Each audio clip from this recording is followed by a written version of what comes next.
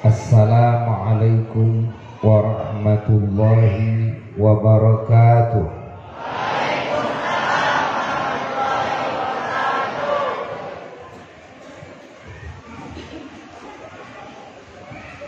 Bismillahirrahmanirrahim.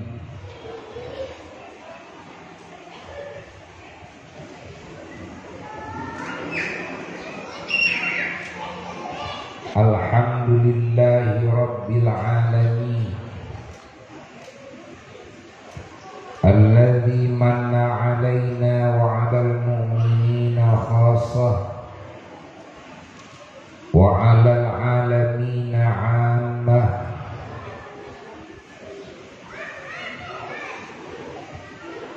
Bi'ijadi wa izhari wa irsali nabihi wa habibihi wa rasulih wa safihi wa kalimihi wa khalilih sayyidina wa nabiyina wa habibina wa syafi'ina Muhammad rahmatihi lil alamin wa syafa'atihi lil khalqi ajma'in insani 'ainil wujud was-sabab fi kulli mawjud wal wasilah fi kulli syai'in mahmud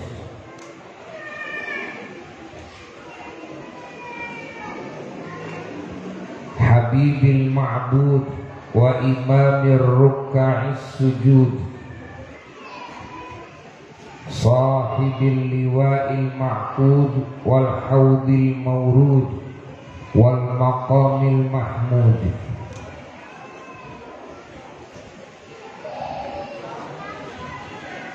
sahibil maulidil a'zam wal maqamil afkhar al-imamil muqaddamil aqdam sayyidil kaunain wa sayyidil thaqalain wa sayyidil masyriqain wal maghribain wa imamil qiblatain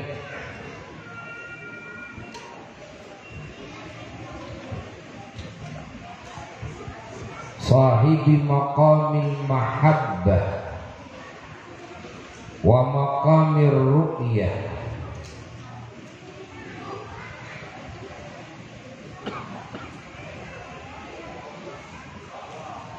wa ashhadu an la ilaha illallah wahdahu la syarika lah wa ashhadu anna sayyidana wa nabiyyana wa habibana wa syafi'ana wa qurrata a'yunina Muhammadan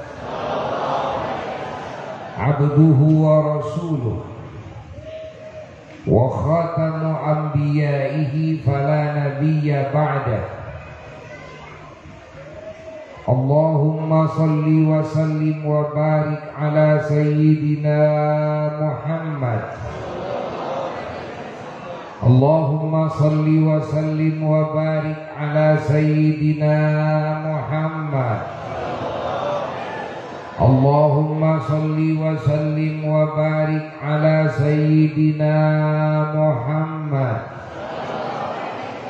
Al-Fatihi lima ughliq wal khatimi lima sabaq nasiril haqqi bil haqq wal hadi ila siratikal mustaqim sallallahu alaihi wa ala alihi wa ashabihi haqqa qadrihi wa miqdarihi al-azim wa la hawla wa la quwwata illa billahil aliyyil azim. Amma ba'du fa ya ibadallah wa ya ummata rasulillah sallallahu alaihi wa alihi wasallam. Usikum wa nafsi bitaqwallah wa ittiba'i sunnati Rasulillah sallallahu alaihi wa alihi wasallam la'allakum tuflihun. Hadirin hadirat para jamaah yang sangat dicintai dan yang sangat dimuliakan, dimanapun berada, dan segenap ikhwan akhwat muslimin muslimat mukminin mukminat dimanapun berada, segenap umat baginda Nabi besar Muhammad sallallahu alaihi wa alihi wasallam, wabil khusus para habaib, para ulama, para asatid, para da'i, para muallim, para murabbi yang mulia, terkhusus keluarga besar Pondok Pesantren Al-Mukhlis Banjara, keluarga besar pendiri pesantren Kiai Haji Ahmad Sambas bin Kiai Haji Thohiri rahmatullah alaihi rahmatan wasi'ah tamah, dan juga pengasuh di Pondok Pesantren Al-Mukhlis ini, yaitu Al-Ustaz Ad-Da'i Ilallah Abu Najib hafizahullah ta'ala wa ra'ah wa atalallahu umrah wa mata'anallah bituli hayati, dan keluarga besar beliau. Alhamdulillah, di siang hari ini kita semua dikumpulkan oleh Allah di majelis yang insya Allah menurut zon kita bahwa majelis ini majelis yang dicintai oleh Allah, majelis yang diagungkan oleh Allah, majelis yang diridhai oleh Allah, dan yang diamalkan oleh kita, baik yang hadir maupun para panitia dan keluarga besar Pondok Pesantren, dalam mewujudkan acara seperti ini. Insya Allah ini amal ini semua amal-amal yang soleh, dan niat-niatnya niat-niat yang mulia.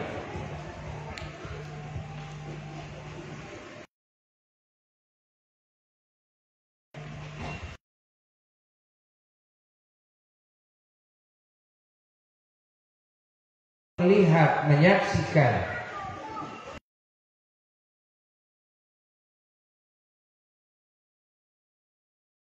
ini adalah betul-betul majelis yang menjalankan amalan-amalan seperti ini, menghadiri majelis-majelis seperti ini adalah sedang menjalankan apa yang Allah dan Rasulnya perintahkan. Maka Gon Al-Fakir dan kita semua juga harus menyangka berat bahwa majelis ini adalah majelis yang diridhoi oleh Allah dan Rasulnya, dicintai oleh Allah dan Rasulnya, diagungkan oleh Allah dan Rasulnya, dan siapapun yang melakukan amalan seperti ini insya Allah akan mendapatkan pahala yang melimpah dari Allah dan kebaikan-kebaikan dari baginda Nabi besar Muhammad sallallahu alaihi wa alihi wasallam. Adapun ada sebahagian daripada saudara-saudara kita muslim yang menganggap acara seperti ini bid'ah dhalalah, bid'ah munkarah, dianggap tidak ada dasar Qur'annya, dasar hadisnya, dianggap tidak ada contohnya dari Rasulullah sallallahu alaihi wasallam atau sahabatnya atau para tabi'in atau para tabi'it tabi'in. Tuduhan seperti ini adalah tuduhan atas dasar kebodohan kepada makna-makna Quran, kepada makna-makna hadis Rasulullah sallallahu alaihi wasallam. Tuduhan-tuduhan ini muncul dari aliran baru, tapi mengaku salafi. Padahal as-salafi, as-salaf adalah para sahabat Nabi. As-salaf adalah para tabi'in. As-salaf adalah para tabi'it tabi'in. As-salafi adalah ajaran yang dinisbahkan kepada para sahabat, para tabi'in dan tabi'it tabi'in. Namun saudara kita yang membid'ah-bid'ahkan acara seperti ini, peringatan Maulid Nabi, peringatan Isra Mi'raj, tawassul, bahkan disebut syirik, ya, ini adalah pemalsuan, penisbahan, penipuan, penisbahan. Mereka menipu, ingin mengelabui umat Islam agar umat Islam percaya bahwa aliran mereka sesuai dan mengikuti ajaran para sahabat, para tabi'in dan tabi'it tabi'in.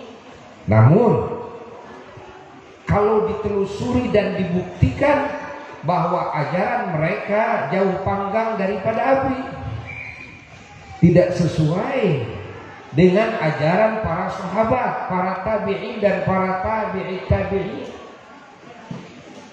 Baik dari sisi akidah ada yang menyimpang, maupun dari sisi fiqhiyah, urusan-urusan yang berkaitan dengan fiqh.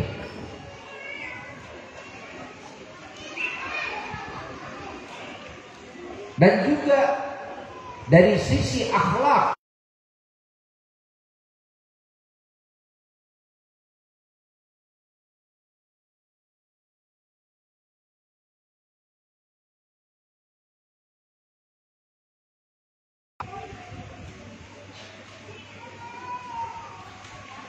Pahami oleh kita, ketahui oleh kita munculnya yang mengaku dengan salafi. Di sisi lain mereka tidak mau bertaklid kepada madhab yang empat, baik kepada madhab Imam Malik bin Anas, madhab Imam Muhammad bin Idris Asy-Syafi'i, madhab Imam Abu Hanifah, madhab Imam Ahmad bin Hanbal. Mereka menafikan madhab, namun di sisi lain mereka mengaku madhab salafi. Menafikan madhab yang apa, tapi mengaku madhab salafi. Siapa yang disebut salafi? Kalau menafikan madhab yang empat, seyogianya harus menafikan juga madhab salafi. Karena yang empat madhab ini semuanya salafi.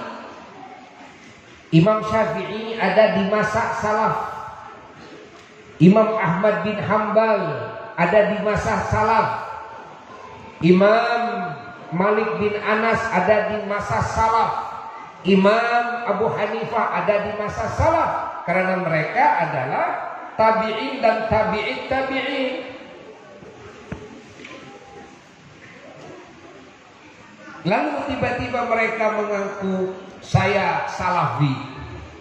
Loh, Salafinya kepada siapa? Bukankah Al-Imam Syafi'i salaf? Bukankah Al-Imam Ahmad salaf? Bukankah Al-Imam Abu Hanifah salaf? Bukankah Al-Imam Malik salaf? Ya.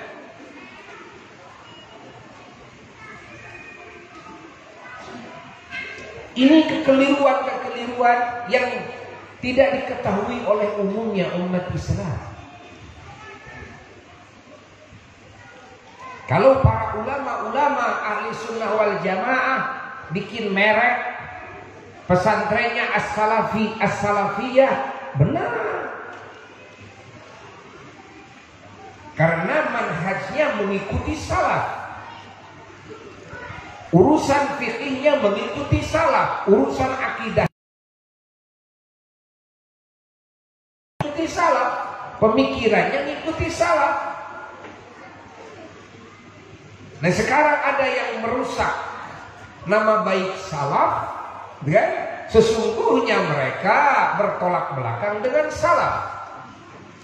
Ada yang mengaku salaf itu ternyata ini mengikuti kepada pendapat-pendapat Muhammad bin Abdul Wahhab. Yang disebut kaum Wahabi itu berasal dari Muhammad bin Abdul Wahhab, disebut Al-Wahhabiyah. Loh, Muhammad bin Abdul Wahhab dan itu kemarin datangnya, ya, jauh dari salaf. Ada yang lagi yang mengikuti Ibnu Taimiyah. Ibnu Taimiyah juga tidak termasuk salaf. Lalu as-salafi ini ke siapa? Karena kalau kita lihat para sahabat tukang tawasul semua. Ingat, sejarah membuktikan.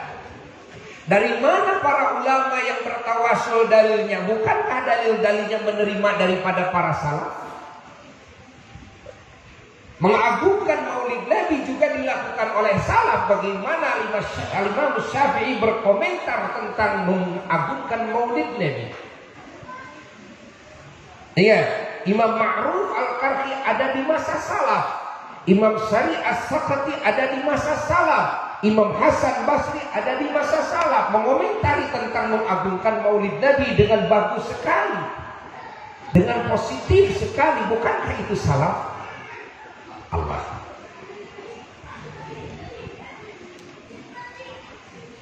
Lalu dalam akidahnya mereka mengaku salafi, tapi jauh berbentrokan dengan salaf. Mereka menganggap bahwa Allah di aras, Allah di langit, yakni zat Allah di aras dan Allah di langit. Padahal semua ulama salaf tidak ada yang punya akidah seperti itu. Ingat, para ulama-ulama salaf di masa itu kebanyakannya tafwid di dalam menyikapi ayat-ayat yang mutasyabihat, yang masih samar. Apa itu tafwid?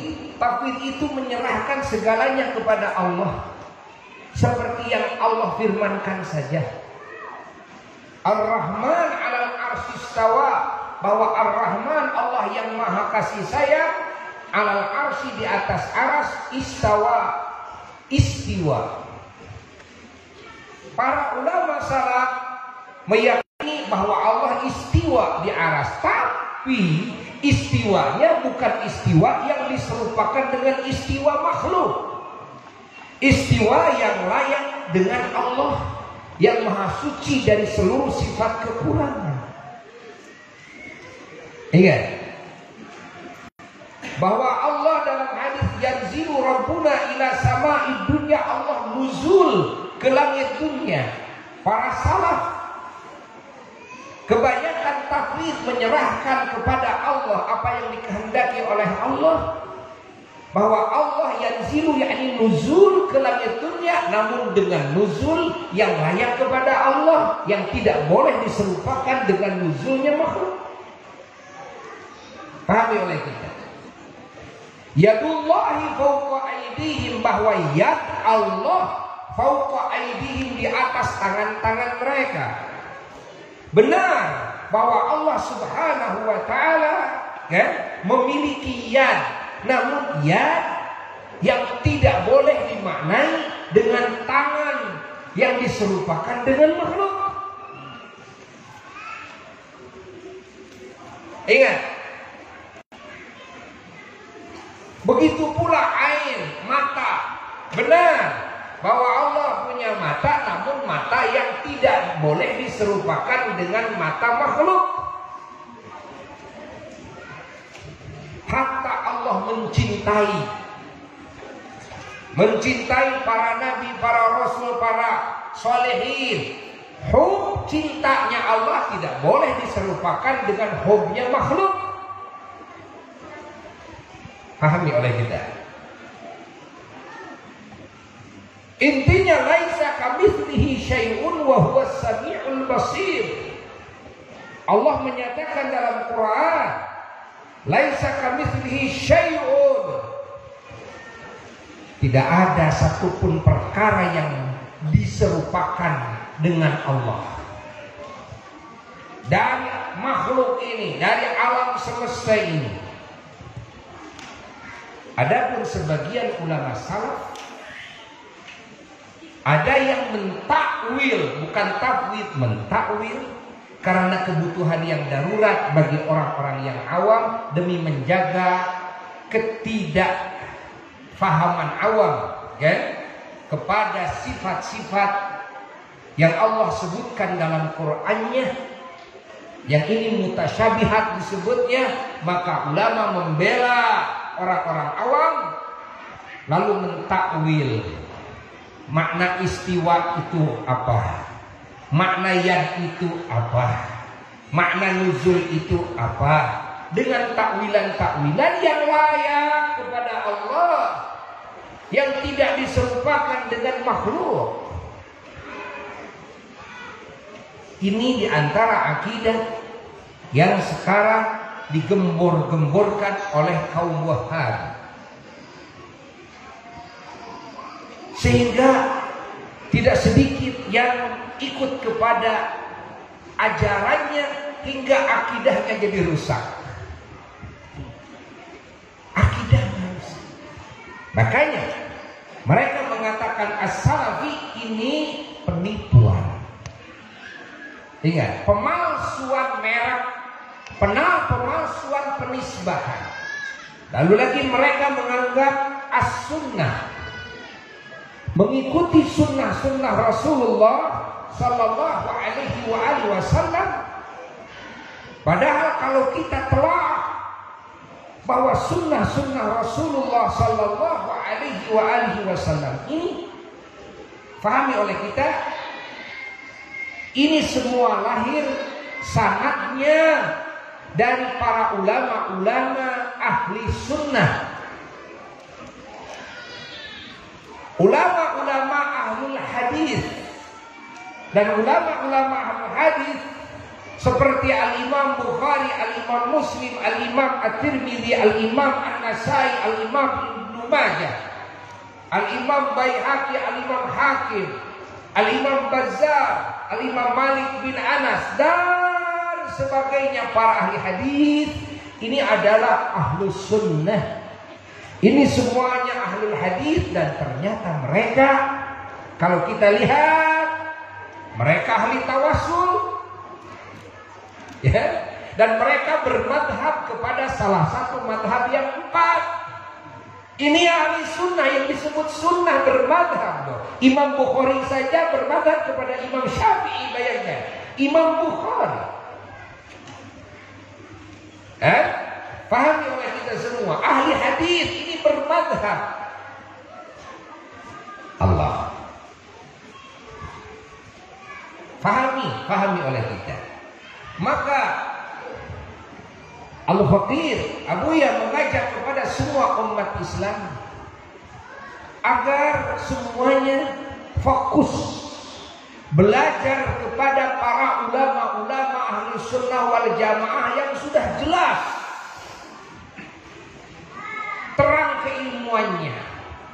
Ingat, karena di Indonesia ini tidak terhitung ulama ahli sunnah wal jamaah. Di dunia ini tidak terhitung ulama ahli sunnah wal jamaah. Ingat, kenapa begitu? Karena Abu ya khawatir sekarang mereka kaum Wahabi mendominasi konten-konten media sosial. Sementara sekarang manusia di zaman kita hampir 90% hidupnya itu kebanyakan di dunia maya, bukan di dunia nyata. Bener nggak? Nenek-nenek, kakek-kakek juga pegang HP, selalu update FB dan sebagainya.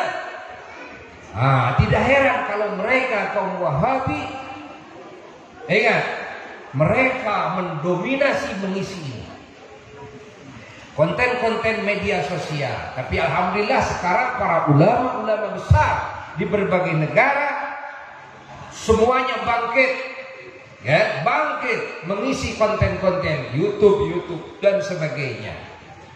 Bagi kita, jangan sampai kita ingat, jangan sampai kita salah dalam memilih ulama yang akan dijadikan rujukan oleh kita.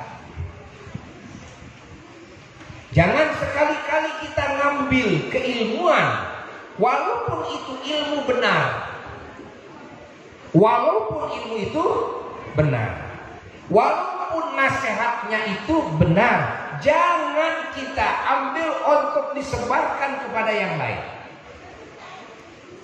Kenapa begitu?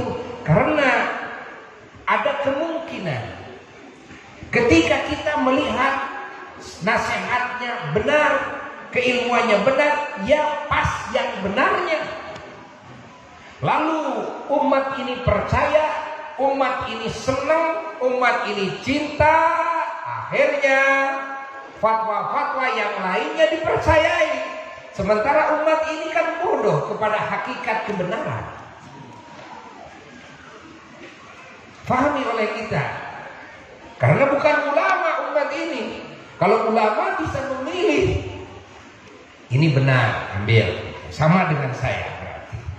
Ini salah, ya salah, yang salah, dan tidak dianggap benar. Tapi kalau orang awam, kalau sudah percaya dan sudah cinta, yang salah juga, dia tidak tahu bahwa itu salah. Dia terlanjur percaya, akhirnya diterima yang salah juga. Ini yang menjadi bahaya. Ulama-ulama kita ahli nasihat. Ingat, banyak yang harus kita ambil nasihatnya. Ya, baik ulama-ulama yang dekat dengan kita sekarang maupun ulama-ulama yang di sana sampai ulama-ulama salaf. Cari oleh kita bagaimana nasihat-nasihat Imam Abdullah bin Ali Al-Haddad. Cari nasihatnya Al-Imam Asy-Syafi'i. Bagaimana nasihatnya Imam Ahmad bin Hanbal.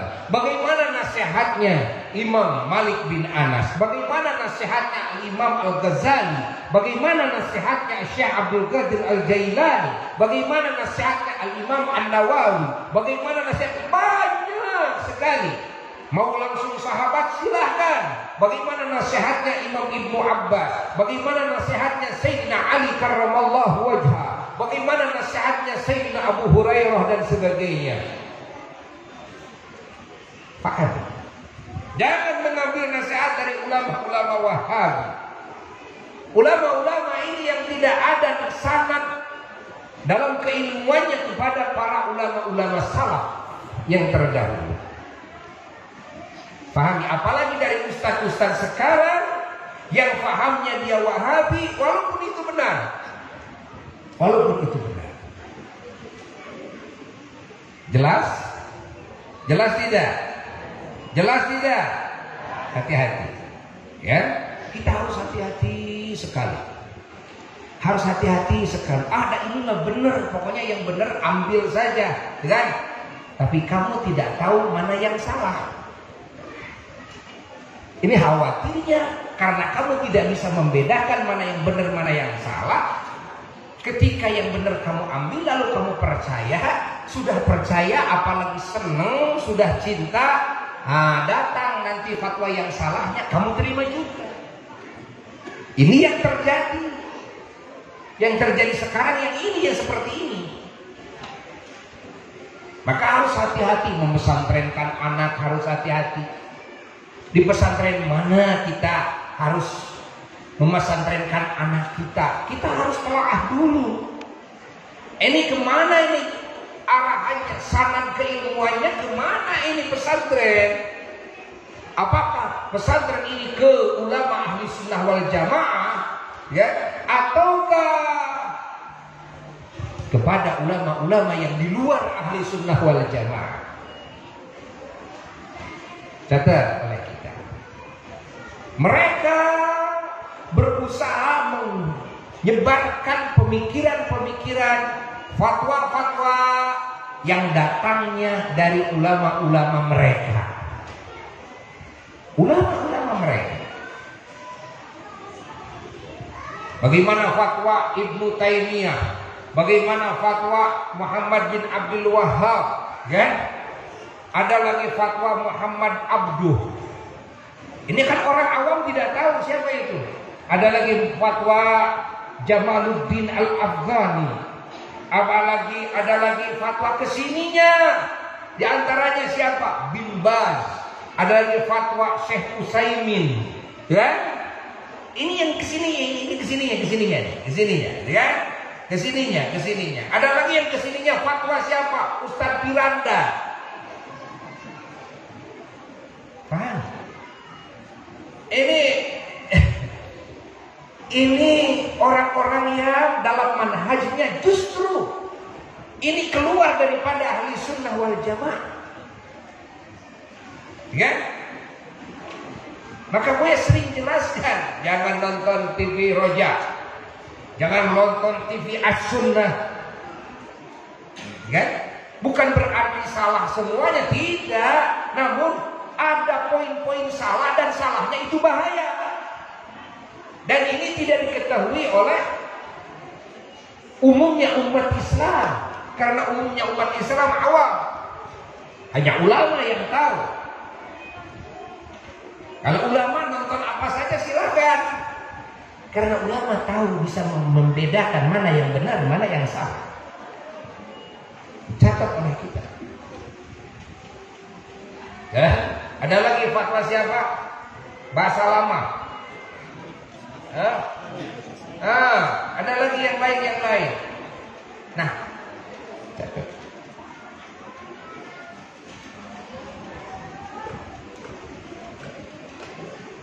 pahami oleh kita semua, hingga mereka menganggap sesat kepada orang-orang yang mengagungkan maulidnya Rasulullah. Mereka menganggap sesat kepada orang-orang yang merayakan kelahirannya Nabi Muhammad. Tapi anehnya kelahiran, ya? Kelahiran selain kelahiran Nabi Muhammad, hatta kelahiran dirinya atau si A dan si B dirayakan, ya, dan tidak dianggap bid'ah. Tapi kelahiran Nabi Muhammad itu bid'ah, dolalah. Inna lillahi wa inna ilaihi raji'un. Tawassul syirik, dan ziarah ke kubur bid'ah. Hatta ziarah ke makamnya Rasulullah SAW dianggap bid'ah. Jangan niat ke Madinah untuk ziarah ke makam Nabi, tapi niatlah datang ke Madinah untuk ziarah ke masjid Nabi. Allah. Kenapa? Karena hadis ziarah ke masjid Nabi sahih, hadis ziarah ke makam Nabi dhaif. Ada yang maudhu malah. Ini pemikiran macam apa? Ini pemikiran macam apa? Pahami oleh kita semua. Kalian anak-anak pesantren itu harus tahu. Dan kalian umat Islam yang sudah dididik oleh ulama ahli sunnah wal jamaah dari dulu, kalian harus harus tahu bagaimana perkembangan sekarang. Maka harus hati-hati, harus hati-hati, harus hati-hati. Karena sekarang konten-konten di YouTube, ya, di internet sudah dipenuhi oleh pemahaman-pemahaman yang di luar ahli sunnah wal jamaah. Iya, maka jangan berani-berani mengklik ketika saya mau bertanya. Tanyakan ke Google. Jawabannya menurut ini, siapa itu? Lihat. Ternyata ini Syekh, pemimpinnya Wahabi, pemimpin Wahabi. Di dalam urusan-urusan fikih pun juga tidak sedikit yang nyeleneh. Disebut akur dengan madhab Imam Malik, tidak. Masuk akurkan dengan madhab Imam Abu Hanifah, tidak. Akurkan dengan madhab Imam Ahmad, tidak. Akurkan dengan madhab Imam Syafi'i, juga tidak.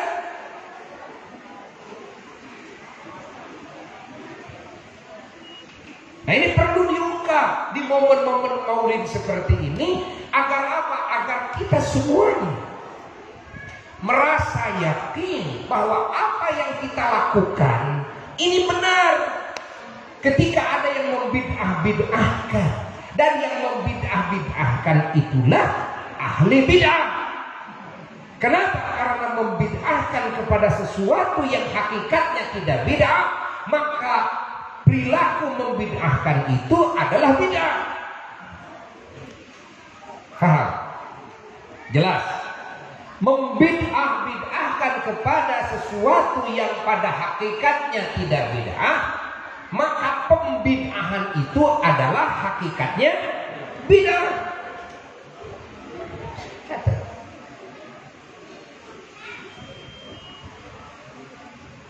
Ulama ahli sunnah wal jamaah semua menganggap baik bahwa merayakan kelahiran, mengagungkan kelahiran Kanjeng Nabi Muhammad sallallahu alaihi wasallam itu dianggap baik. Bahkan mengagungkan kelahiran Nabi adalah amrun masyru'un fid din, perkara yang disyariatkan dalam agama. Iya. Bahwa acara seperti ini ada yang wajibnya yang dilakukan, ada yang sunnahnya yang dilakukan.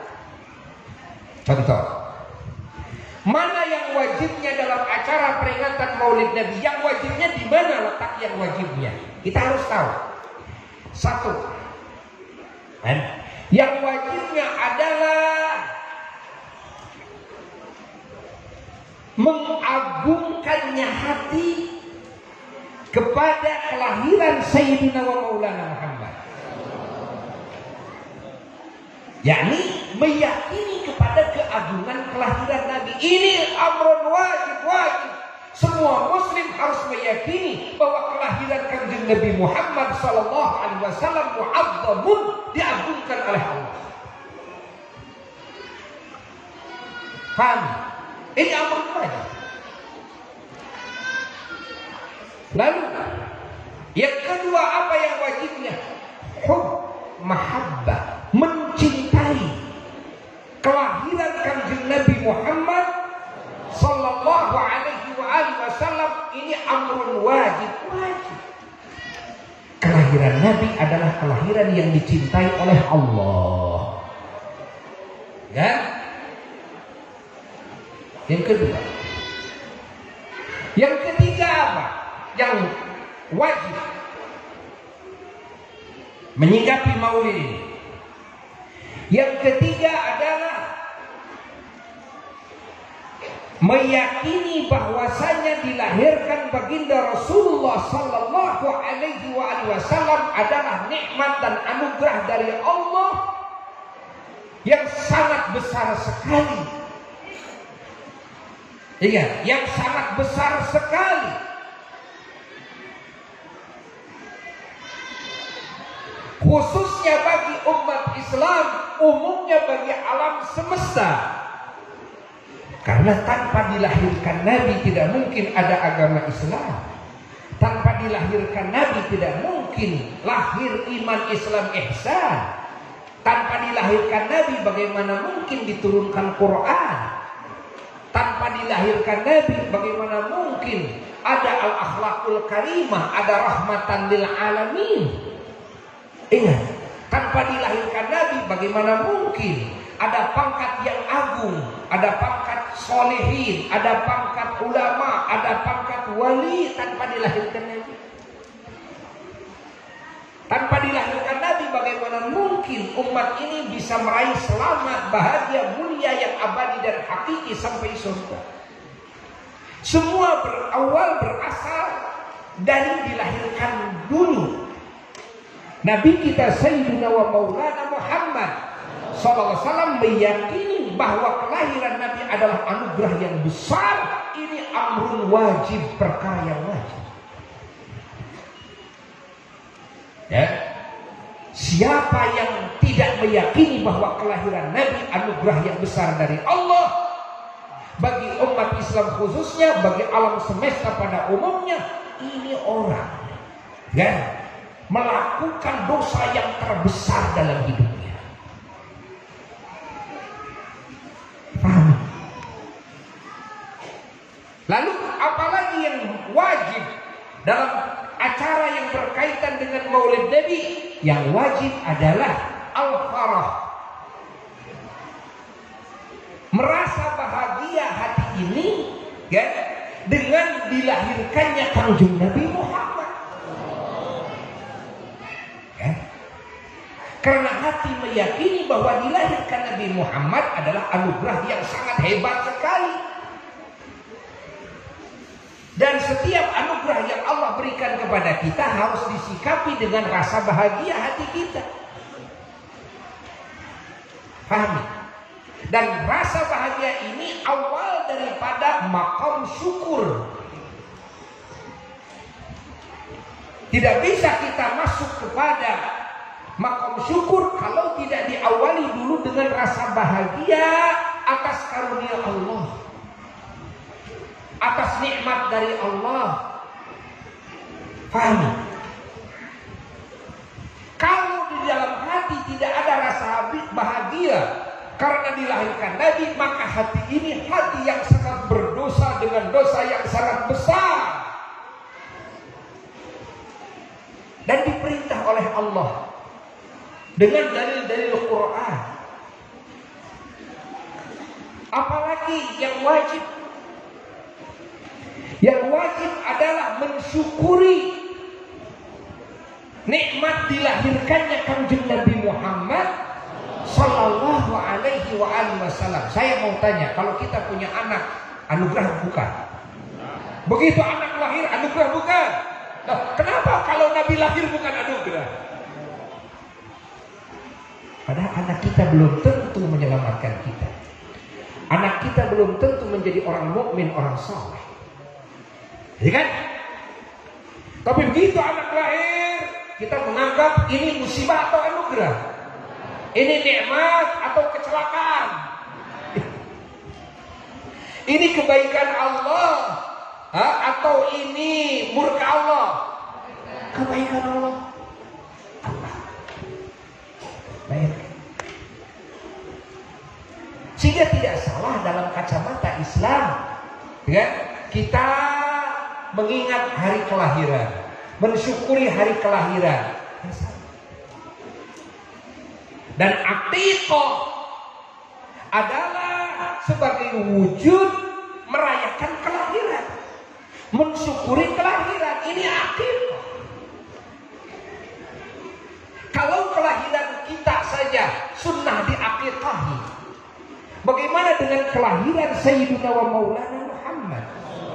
Dan ternyata dalam hadis sahih Rasulullah SAW mengaqiqahi dirinya setelah beliau jadi Rasul. Padahal semua ulama tahu bahwa aqiqah itu hanya satu kali, tidak dua kali. Padahal dalam riwayat disebutkan bahwa Nabi ketika dilahirkan sudah diaqiqahi oleh kakeknya Sayyid Abdul Muttalib. Lalu kenapa Rasul mengakikohi lagi setelah jadi Rasul? Apa itu akikoh? Akikoh itu mensyukuri kelahiran. Nabi sendiri yang memberi contohnya.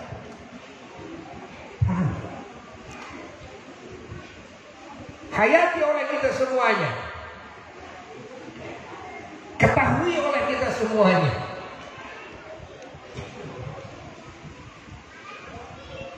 Siapa dan agama yang mana yang menganggap salah orang mensyukuri kelahiran anaknya?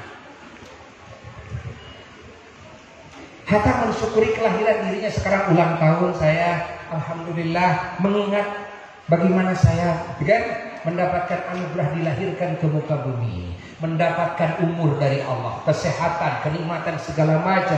Begitu sampai ke bandingan tahun dilahirkan, ingat lagi. Dalam kacamata Islam salahkah? Tidak, bagus. Makanya sangatlah salah sekali kalau kelahiran Nabi malah diabaikan. Kalau kelahiran Nabi malah dilupakan. Kalau kelahiran Nabi malah dihinakan. Malah orang yang mengagungkan kelahiran Nabi malah dianggap bid'ah dolalah. Orang yang merayakan kelahiran Nabi malah dianggap bid'ah dolalah. Orang yang mensyukuri kelahiran Nabi malah dianggap bid'ah dolalah.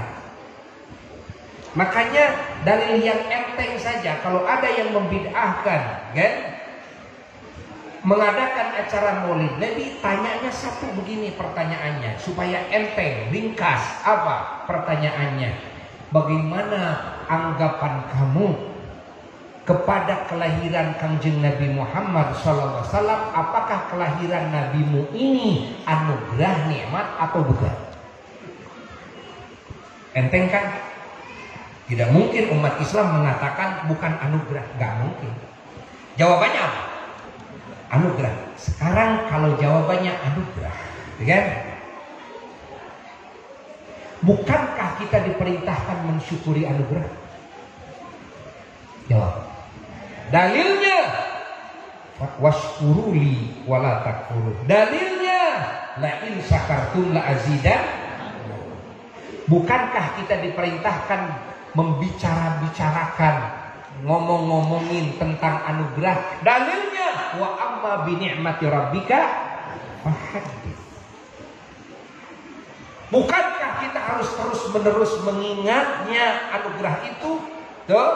Terus menerus, tiap tahun ingat. Kalau bisa bandingannya tiap minggu ingat, kan? Saat anugerah itu diberikan kepada kita, ingat terus. Dibandingkan waktunya, ingat terus. Seperti yang diperintahkan oleh Allah dalam Quran, wadzakirhum bi ayyamillah. Bukankah kita harus merasa bahagia ketika menerima anugerah? Dengan dalil Quran, qul bi fadlillahi wa bi rahmatihi fabidzalika falyafrahu huwa khairum mimma yajma'un. Falyafrahu itu perintahan harus merasa bahagia ketika mendapatkan anugerah. Lalu yang dibicarakan di dalam majlis maulid ini siapa? Rasulullah. Apakah membicarakan tentang Rasulullah itu bid'ah? Lalu yang dipuji-puji siapa? Rasulullah. Apakah yang dipuji-puji Rasulullah ini memuji-mujinya bid'ah? Yang dikenali adalah sosok keagungan Rasulullah SAW. Apakah mengenali sosok keagungan Rasulullah SAW adalah bid'ah? Mendengarkan tentang sejarah kebesaran Kangjeng Nabi Muhammad SAW, apakah mendengarkannya bid'ah? Sementara hari-hari kita sering nonton film, dengar dongeng itu ini, yang itu adalah dusta kebanyakannya.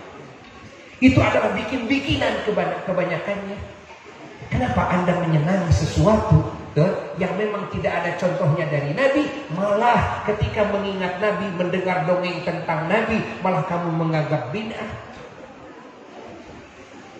Umat Islam di mana-mana sering nonton film itu, film ini, dongeng itu, dongeng ini, dongeng si Rawi, dongeng si Andi Jago Tutugan, dongeng si Buta dari Gua Hantu, ada film Korea dan sebagainya, ada film Bratayuda, ada film apa lagi?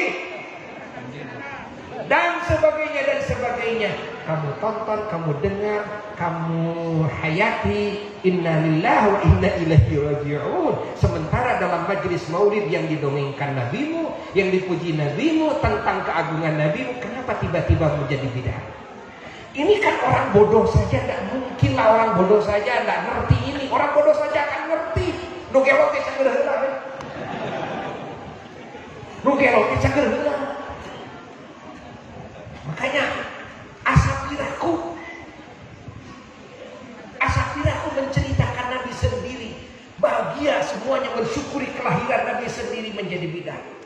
Ini mustahil kan orang Islam seperti ini. Ini pemikiran dari mana ini datang? Dari mana ini? Ulama ahli sunnah wal jamaah semua menganggap baik. Ingat, ada yang wajib, ada yang sunnah. Yang wajibnya sudah dikatakan barusan, termasuk apa? Merasa bahagia. Termasuk apa? Syukur. Ini hukumnya wajib. Ini hukumnya wajib. Catat. Ada lagi yang wajib, ada yang wajib. Apa? Mengenali satu, kerasulan Nabi, sifat-sifat kerasulannya. Dua, sifat-sifat Nabi. Ingat tentang Nabi yang disebut oleh Allah dalam Quran. Berapa banyak dalam Quran Allah menceritakan sifat-sifat kebesaran Nabi. Bahwa Nabi itu bukan sekedar Rasul, tapi Nabi itu laqad kana lakum fi Rasulillah uswatun. Ini lain lagi, beda lagi dengan masalah kerasulan. Lalu Allah mengatakan wa innaka la'ala khuluqin azim. Ini lain lagi dengan sifat kerasulan. Lalu laqad ja'akum rasulun min anfusikum azizun 'alaihi ma 'anittum harisun 'alaikum bil mu'minina raufun rahim. Ini tidak berbicara tentang sifat yang wajib adanya di Rasul. Lalu laqad manallahu 'alal mu'minin id ba'atha fihim rasulan min anfusihim yatlu 'alaihim ayatihi wa yuzakkihim wa yu'allimuhumul kitaba wal hikmah wa in kanu min qablu lafi dhalalin mubin. Ini konteksnya tidak menceritakan sifat-sifat yang wajib adanya di para rasul. Ingat, karena yang wajib ada di para rasul amanah, sidik, fatonah, tabligh, gitu kan? Lalu wa ma arsalnaka illa rahmatan lil alamin. Kan? Menceritakan rahmatan alamin ini keluar konteksnya daripada sifat yang wajib yang ada di para rasul. Lalu disebutkan, ya, inna arsalnaka apa? Syahidan. Terus Rasulullah disebut syahidan, Rasulullah disebut basyiran, Rasulullah disebut nadhiran, Rasulullah disebut wada'iyan ilallah bi'izni wa sirajan munira. Rasulullah disebut nur. Qad ja'akum minallahi nurun wa kitabun mubin. Para ahli tafsir mengatakan nur ini adalah Nabi Muhammad sallallahu alaihi wasallam. Tadi dalam ayat qul bi fadlillah wa bi rahmatihi, rahmat di sini para ahli tafsir mengatakan ini adalah Kanjeng Nabi Muhammad sallallahu alaihi wasallam. Banyak sekali. Dan kita mengenal ini, ingat, ini menjadi wajib karena ini madhkurun fil Quran, disebut dalam apa? Dalam Quran. Mendengarkannya, mengenalnya jadi wajib. Catat. Paham? Jelas tidak? Ini yang wajib yang berkaitan dengan maulid, dengan kelahiran Nabi. Pahami oleh kita semua. Adapun mengenali riwayat Nabi waktu dilahirkannya, kan? Riwayat Nabi waktu dilahirkannya, bagaimana sejarah Nabi. Nah, di sini ada yang wajib, ada yang sunnah. Yang berkaitan dengan hadis-hadis yang sahih menjadi wajib, yang berkaitan dengan hadis dhaif menjadi sunnah.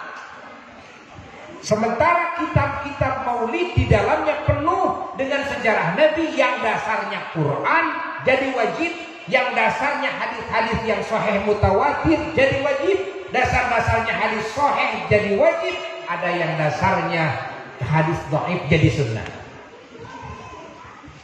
Dan ini tidak bisa diketahui oleh orang awam, ulama yang tahu. Tapi Buya perlu ngomongin ini agar semuanya tahu, gitu kan? Kalau nggak ada ulama yang membuka hal-hal yang berkaitan dengan masalah ini, nanti umat ini semakin bingung. Ini mana yang benar? Yang suka mengagukan maulid Nabi atau yang meninggalkan maulid Nabi, yang membid'ahkan maulid Nabi, mana yang benar? Gitu kan? Kalau mereka saja ya, yang membid'ahkan lalu memakai dalil Quran dan hadis, padahal salah di dalam memakai hujah-hujah tersebut, kan? Apalagi kita yang punya banyak dalil, punya banyak contoh, kan? Paham? Maka ketika para ulama diam, ini berbahaya bagi akidah umat, berbahaya ini bagi agama umat. Harus ada salah seorang minimal ulama-ulama yang mengungkap masalah ini, ya. Maka Buya sewaktu-waktu kadang-kadang membuka masalah ini, mengungkap masalah ini, apalagi di hadapan para santri, jadi kan, di hadapan para santri. Lalu ini yang wajib, jelas ini wajib, jelas. Mana yang sunnah? Yang sunnahnya banyak. Baca sholawatnya sunnah. Ini sunnah, baca sholawat dalam majelis maulid hukumnya sunnah. Ingat. Lalu memuji-mujinya hukumnya sunnah. Ingat. Ini sunnah ini, ya. Lalu apa di sini ada sodakohnya hukumnya sunnah. Lalu di sini ada baca Quran sunnah. Lalu ada berdoa sunnah. Banyak sunnah. Sekarang yang haramnya yang mana? Karena bid'ah itu kalau disebut bid'ah dhalalah artinya haram. Sekarang yang haramnya mana? Hah? Coba lihat. Oh, karena katanya dalam acara maulid sering terjadi laki perempuan bercampur baur, kan? Bercampur baur, ingat. Ya itulah yang haramnya yang itu. Di sini tidak kok. Tidak bercampur baur kok. Dan kebanyakan maulid Nabi begitu, tidak bercampur baur. Ingat. Dan lalu yang disebut bercampur juga di sini tidak disebut haram semua. Karena ada saatnya orang bercampur itu tidak haram. Ya? Ada saatnya bercampur tidak haram. Boleh jadi dia bercampur dengan mahramnya. Ya? Boleh jadi dia ketika bercampur karena darurat tempatnya, umpamanya. Contoh di Masjidil Haram bagaimana tidak bercampur? Orang yang tawaf di pinggirin kita wanita yang bukan mahram, pinggirin istri kita laki-laki yang bukan mahram, ini berjubel.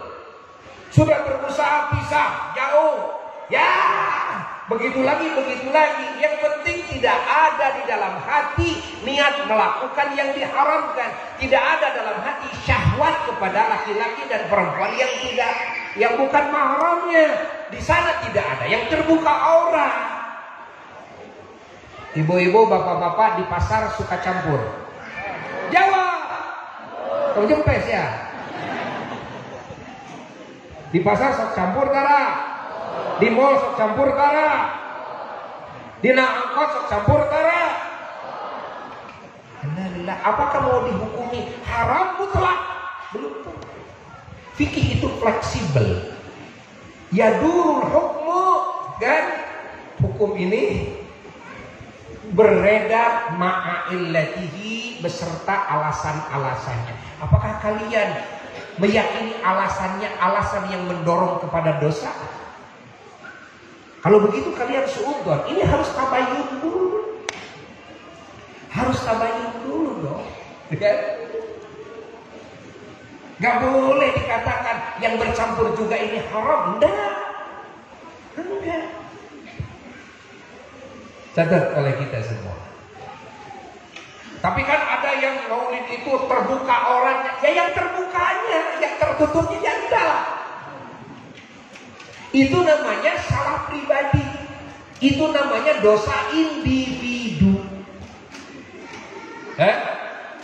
Jangan diuniversalkan oleh kita bahwa majelis maulid semuanya jadi bidah munkar gara-gara ada wanita seorang yang tidak pakai kerudung.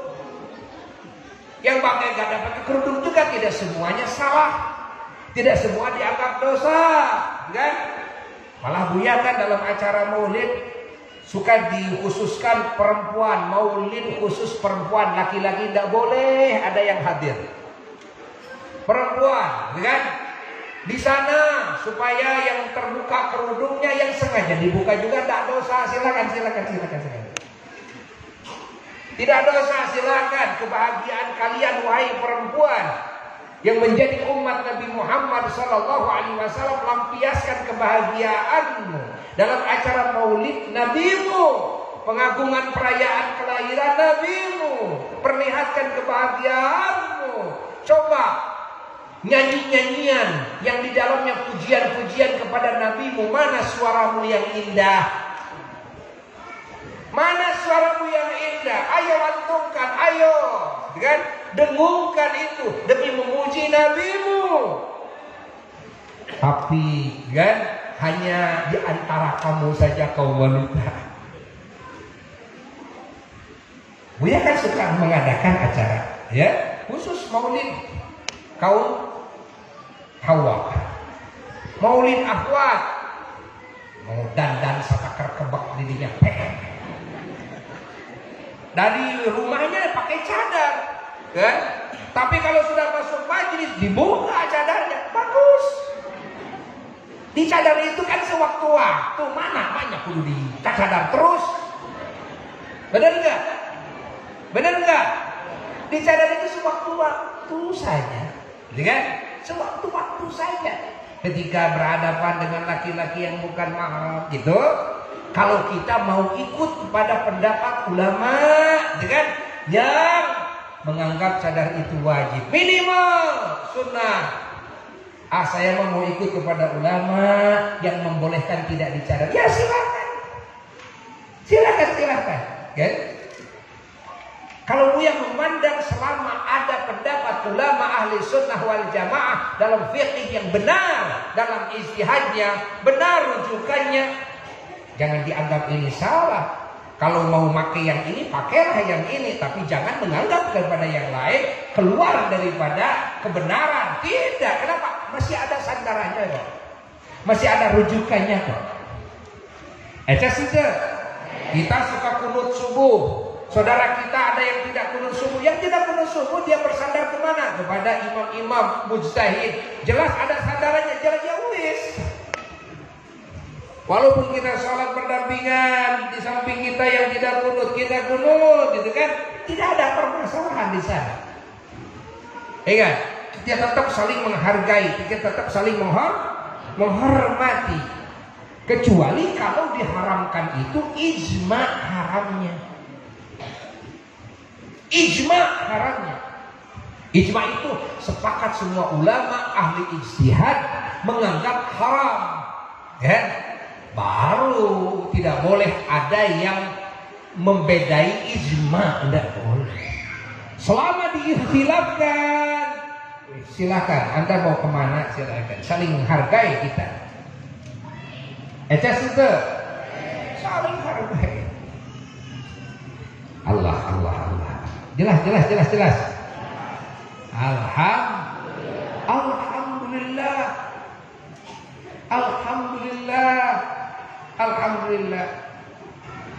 Alhamdulillah. Lalu nisbat kepada kiai, dai, mubalik yang menyampaikan keilmuan. Ilmu ini juga ada dua. Ada ilmu yang wajib, ada ilmu yang sunnah disampaikan. Kan? Bahkan ada yang jaiz disampaikan. Kalau kita ulama berbicara tentang perkara-perkara hukum yang berkaitan dengan yang wajib, maka mendengarkannya juga jadi wajib. Yang mencari ilmunya jadi wajib. Melangkahkan kaki ke sini majelis ilmu jadi wajib. Ketika menyampaikan hal-hal yang sunnah, maka mendengarkannya juga jadi, yang datang ke sini jadi itu fleksibel. Yang dibicarakan perkara yang jaiz, wajib tidak, sunnah tidak, maka mendengarkannya juga jaiz, kan? Menghadirinya juga jaiz. Paham? Kalau yang dibicarakan ternyata menceritakan aib orang lain, menjelek-jelekan orang lain, menggibah orang lain, umpamanya, nah maka ini ya hukumnya haram. Mendengarkannya juga haram, menghadirinya juga haram. Lalu ada pertanyaan ke Buya. Buya, tadi Buya dan Buya sering menyebutkan bahkan namanya orang, lalu ini menyebutkan kesalahan dan kesesatannya. Apakah ini termasuk kepada ghibah? Tidak semua ghibah itu diharamkan, bahkan ada yang diwajibkan. Nah, diwajibkan gimana? Ketika ada seseorang yang membawa pendapat dan pendapatnya ini sudah keluar dari kebenaran, maka kita wajib memberitahu kepada umat supaya umat tidak terpengaruh oleh itu, bahwa si anu pahamnya begini, tidak boleh diikut. Si anu akidahnya begini, tidak boleh diikut. Ini wajib. Tapi yang ngomong harus yang tahu, ulama yang harus tahu duduk masalahnya. Kalau ulama sebelum berbicara seperti ini, dilihat dulu, tabayun dulu orang-orangnya, kiai-kiainya, syekh-syekhnya. Buya sudah beberapa kali diskusi dengan syekh-syekh Wahabi di Makkah, di Madinah, di Masjidil Haram, di Jeddah dulu, ya. Dan alhamdulillah tidak menemukan, ya, yang akhirnya dia bisa menjawab seluruh pertanyaan Buya. Ya, tidak. Mereka pada akhirnya, dan mereka akhirnya tidak bisa menjawab, karena mereka jelas berbentrokan dengan salaf. Kata mereka begini, hanya menurut ustadznya mereka sendiri. Ketika dibuka oleh Buya, menurut Imam Anu, sahabat Anu begini, membuka hadis, dibuka maknanya, membuka ayat Quran, dibuka maknanya yang sesungguhnya. Akhirnya mereka tidak bisa berbicara. Ya, ini sudah terjadi beberapa kali. Lalu Buya membaca kitab-kitab mereka. Buya punya kitabnya, Ibnu Taimiyah punya. Kitabnya ini ulama-ulama Wahabi punya, kitabnya kiai-kiai Syiah kita punya. Supaya apa? Tidak salah ketika menjelaskan kepada umat, jelas loh ini kan keterangan. Sehingga kalau Buya diajak terbuka, ya, di publik dengan kiai-kiai mereka, sudah tahu sebelum ngomong juga. Hadis yang akan digunakan ini, ayat Quran yang akan digunakan ini, masalah-masalah yang dianggap bid'ah oleh mereka ini, dasarnya ini, udah tahu sebelum ngomong mereka. Karena yang digunakan semua dikaji oleh kita.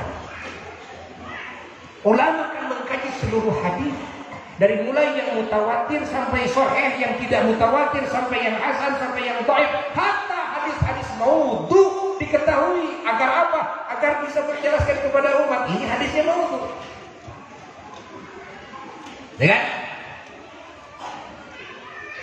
begitu pula dalam tafsir, kita baca dulu tafsir semuanya, dan semua para ahli tafsir kita baca kitabnya semua. Bagaimana ahli tafsir, kan, dari mulai para sahabat Nabi, Imam Ibnu Abbas, bagaimana tafsiran Imam Ibnu Mas'ud, bagaimana tafsiran imam-imam dari sahabat. bagaimana tafsirannya para tabi'in tentang ayat ini, tentang kalimat ini, bagaimana tafsirannya para tabi'in, bagaimana tafsirnya Imam Malik, bagaimana tafsirannya Imam Abu Hanifah, bagaimana terus sampai kepada ulama ahli tafsir yang menyusun tafsirnya, bagaimana pendapat Imam Qurtubi, bagaimana pendapat Imam Jalaluddin As-Suyuti, bagaimana pendapat Imam Ibnu Katsir, bagaimana semua ahli tafsirnya kita punya kok semuanya. Kita lihat, kita baca, kan? Poin-poin yang berbeda di sini kita baca, kita lihat. Begitu pula dalam fikih. Kalau berbicara fikih, ulama tentu menguasai semua fikihnya mazhab yang keempat.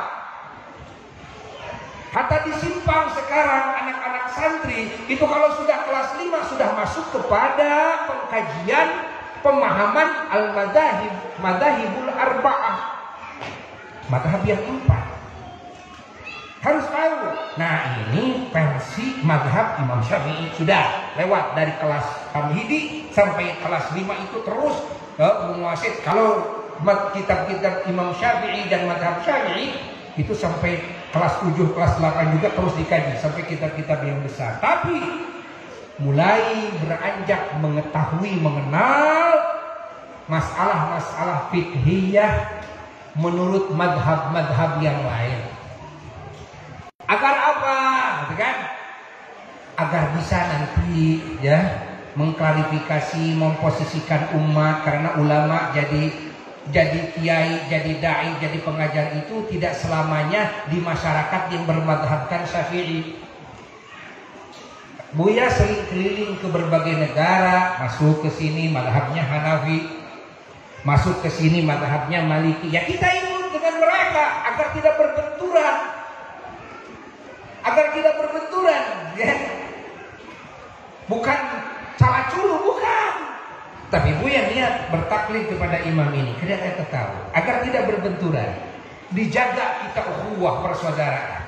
Di sini memang daerah ini kan masyarakatnya berhadap Maliki, kita sudah tahu bagaimana wudunya, bagaimana nanti dalam qadiyah ketetapan hukum-hukum fikih dalam hal-hal yang lainnya. Memang begitu. Kalau ulama memang begitu. Tapi kalau orang awam tidak bisa begitu.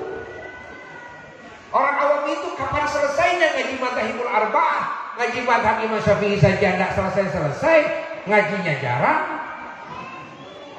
Ditambah lagi kalau datangnya suka kapanerian, ditambah lagi tidak bawa rekaman, tidak bawa tulisan, tidak menulis, ditambah lagi kan dengan pelupa pohon, ditambah lagi kalau pulang tidak pernah diingat-ingat lagi, ya kan? Bener nggak? Ditambah lagi banyak bolos, ada banyak tambahnya, plus. Mau sampai kapan? Makanya sudah Indonesia ini pada dasarnya pokoknya dari leluhurnya bermadhabkan madhab Imam Syafi'i dalam urusan fikih. Ya kan? Akidahnya Asy'ariyah, ya. Tasawufnya kepada Imam Abdul Qadir Jailani, kepada Imam Al-Ghazali, kepada Imam Ma'ruf Al-Qarhi, kepada Imam Hasan Basri, kepada Imam Abdul Qasim Junaid Al-Baghdadi, kepada Imam banyak Ahmad Al-Kabir Rifai, kepada Imam Syah An-Naqsyabandi, kepada banyak lagi. Dan itu semuanya benar.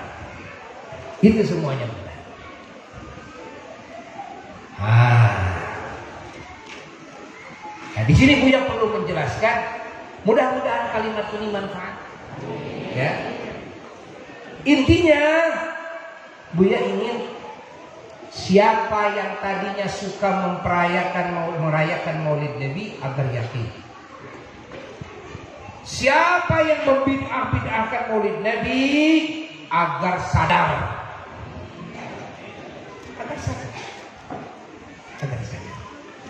Ya. Agar jangan menipu umat, agar jangan menyalahgunakan dalil. Mereka mengatakan bahwa mengagungkan kelahiran Nabi tidak ada dasarnya, Rasul tidak memberi contoh. Itu sudah salah. Ini penipuan.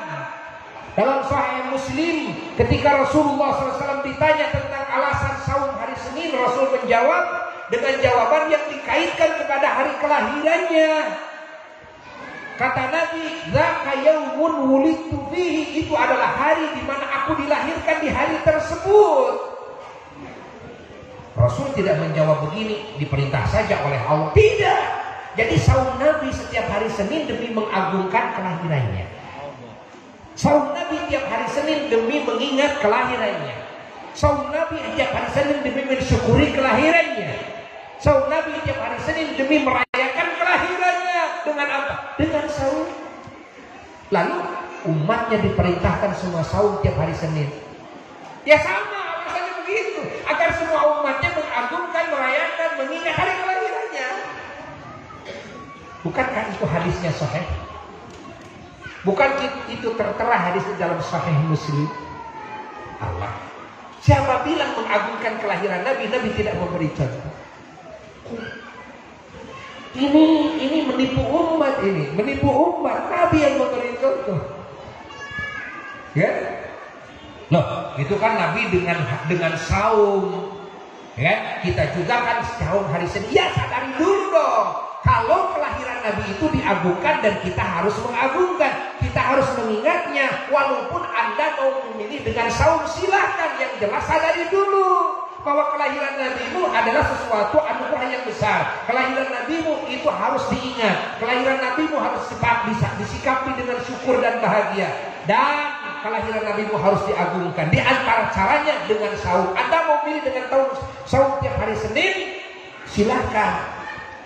Yang jelas Anda menyadari bahwa saya saum tiap hari Senin demi mengagungkan apa? Jawab. Kelahiran baginda Rasulullah. Karena Rasul dilahirkan pada hari Rasulnya sendiri ditanya alasan saum hari Senin, menjawab karena dilahirkan pada hari tersebut. Kan? Jawab. Paham? Jelas? Ada yang berkata, ya kalau begitu saya taslim, saya terima, saya sadar bahwa kelahiran Nabi agung dan saya siap mengagungkannya. Tapi saya mah dengan cara saum, ya. Lalu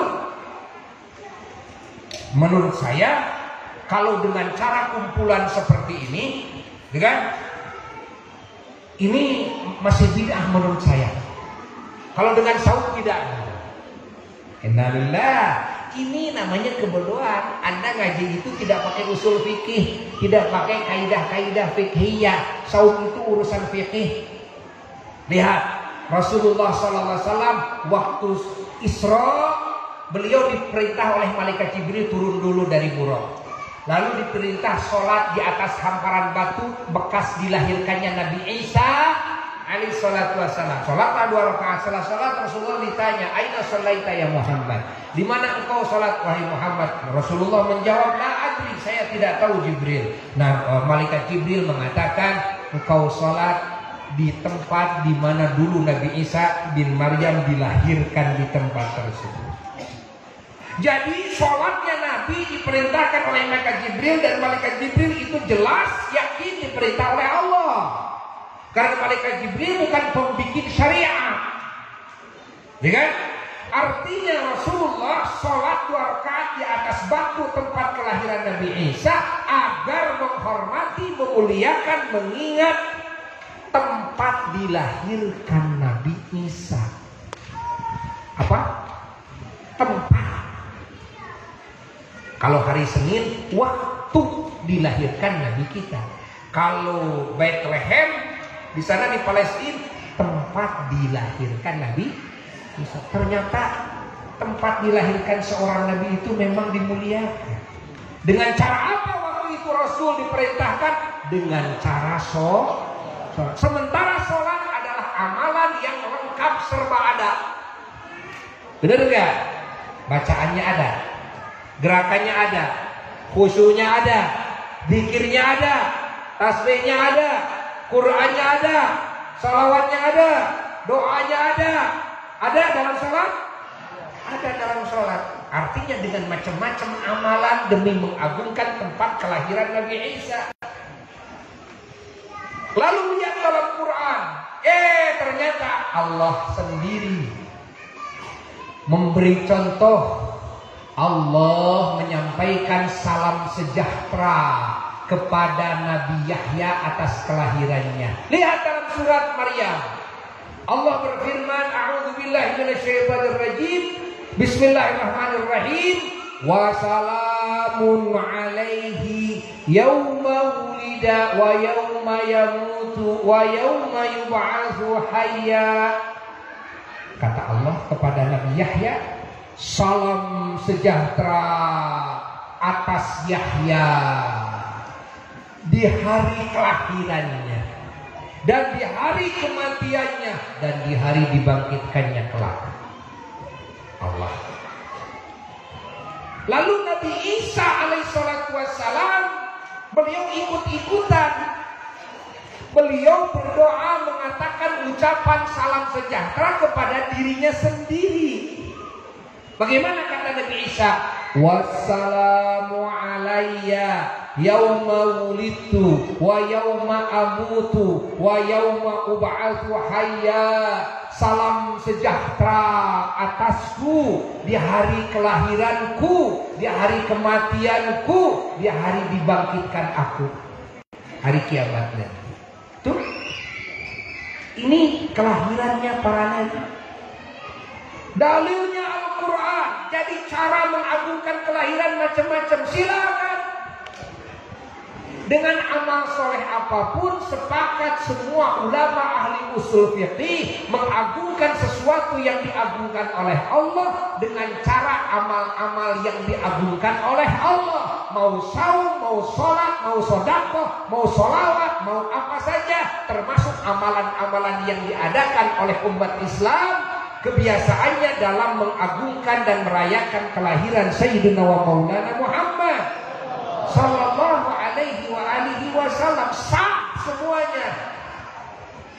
Ini sepakat ini ulama ahli usul. Makanya kalau ada yang tidak sepakat berarti dia tidak mengaji ilmu usul fikih. Dia bodoh kepada ilmu usul fikih. Tinggal begitu. Eces? Jelas? Alhamdulillah sudah dulu segitu. Karena Buya mau mengejar lagi, terbang lagi ke jadwal yang lain. Mudah-mudahan kalimat ini manfaat ya, khusus bagi Buya dan bagi siapapun yang mendengarkannya.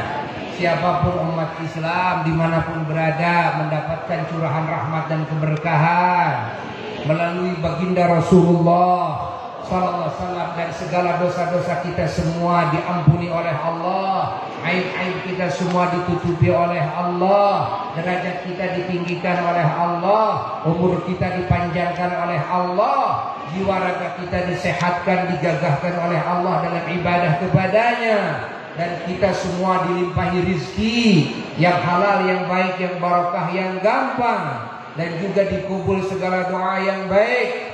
Dan juga kita semua dijauhkan dari segala malapetaka, dari segala musibah, dari segala fitnah, dari segala penyakit, dari segala wabah, terutama wabah corona.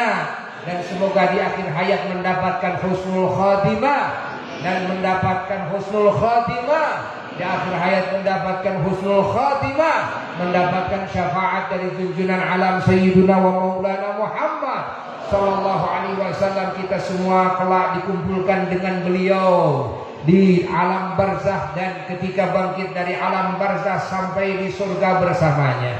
Dijauhkan dari siksa Allah, dijauhkan dari murka Allah, dijauhkan dari bencana hari kiamat, dijauhkan dari fitnah kubur, siksa kubur, diselamatkan dari pertanyaan malaikat munkar nakir di kubur. Di sisa hidup kita oleh Allah kita dijaga dari godaan setan, dijaga dari kejelekan hawa nafsu, dijaga dari tipuan dunia, diselamatkan dari kejahatan makhluk, dijauhkan dari buruk-buruknya takdir. Dan semoga pahala yang diadakan, yang diamalkan oleh keluarga besar almarhum Mama Kiai Haji Ahmad Sambasdin, Mama Kiai Haji zahiri. Semoga Allah sampaikan pahalanya kepada beliau dan kepada keluarga beliau, kepada putra-putri beliau, kepada istri-istri beliau, kepada leluhur-leluhur beliau. Beliau termasuk juga putranya Kiai Ahmad Sambas adalah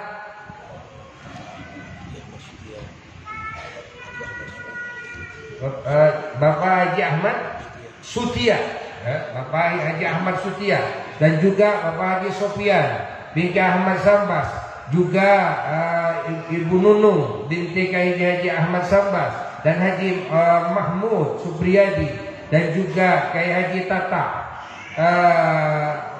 Zainal Muttaqin, dan juga Haji Ilyas Mansur, dan juga Haji Ishaq Abdurrahman, dan juga Ibu Hajah Asmala, dan juga Mama Ayu binti Mama Lurah Ardi Winata, dan juga Mama Lurah Ardi Winata. Semuanya mendapatkan limpahan dari keberkahan majelis ini. Semuanya mendapatkan limpahan pahala dari majelis yang agung ini, mendapatkan syafaatnya Rasulullah SAW di alam barzahnya dan di akhiratnya kelak. Dan semoga pesantren Al-Mukhlis ini oleh Allah dijadikan pesantren yang Allah ridhai, yang Allah cintai, yang Allah penuhi dengan keberkahan dan rahmat, yang Allah penuhi dengan hidayah dan taufiknya, yang Allah penuhi dengan penguatan-penguatan darinya. Dan semoga semua yang ngaji di sini kelak menjadi ulama-ulamanya, kelak menjadi wali-walinya, kelak menjadi pemimpin-pemimpin umat, pemimpin-pemimpin dalam ketakwaan, pemimpin-pemimpin dalam segala nilai kebaikan, menjadi rahmat bagi alam semesta semuanya.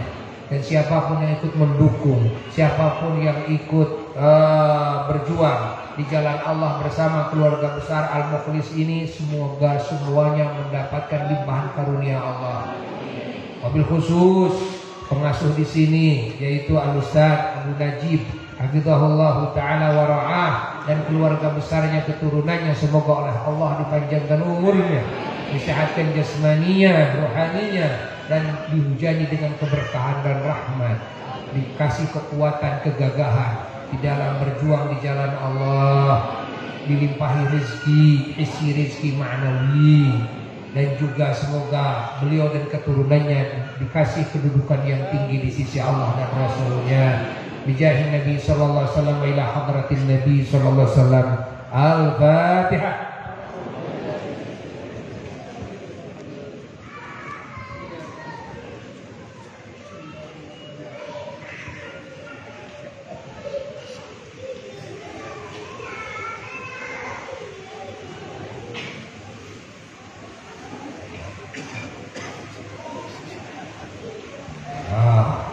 Ada yang keliwat minta doa untuk Ibu Yulia Maliani binti Kiai Haji Tata yang sekarang sedang sakit. Semoga oleh Allah dikasih kesembuhan dengan barakah maulidnya Rasulullah SAW dan barakahnya Al-Fatihah.